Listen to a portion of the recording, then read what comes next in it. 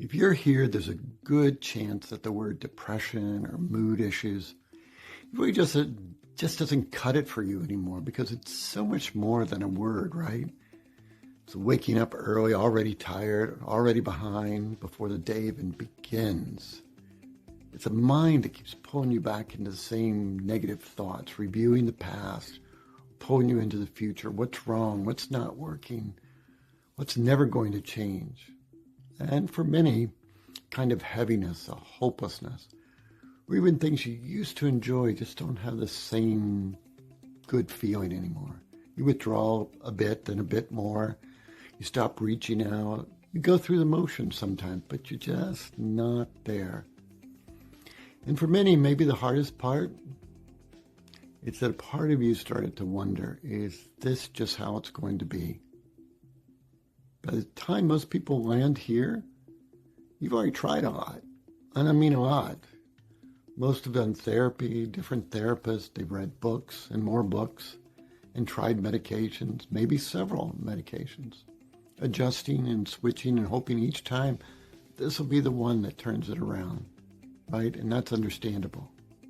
And maybe out of all that, something's helped a little, but it didn't hold, or the side effects got in the way, or you never quite felt like yourself again. Look, this is not a failure on your part. It's because most approaches are trying to manage symptoms without truly changing how the brain is functioning. Hi there, I'm Dr. Randy Cale, licensed psychologist. I've been at this for over 30 years, helping individuals who feel exactly like this. People like you, perhaps, who are doing their best to hold things together while something underneath just isn't working the way it should. Yet here's what's often missed. Depression and mood struggles. It's not just behavioral or emotional. They're patterns in brain functioning. These patterns, they drive everything. Low energy, negative thinking loops, emotional instability, poor focus, disrupted sleep. If those patterns don't change, look, that cycle just continues. And this is where neurofeedback is different. Instead of talking about the problem, we work directly with the brain to change those underlying patterns. We start with a QEEG brain map so we can see how your brain is functioning. And we train it using neurofeedback. Gently, precisely, consistently, and quite elegantly, your brain learns to shift out of those patterns and into healthier, more stable patterns. No forcing, no guessing. And with considerable amount of ease, you will find change unfolds, subtly at first. A little more energy, a little more clarity, a little less emotional weight, but then something bigger begins to happen.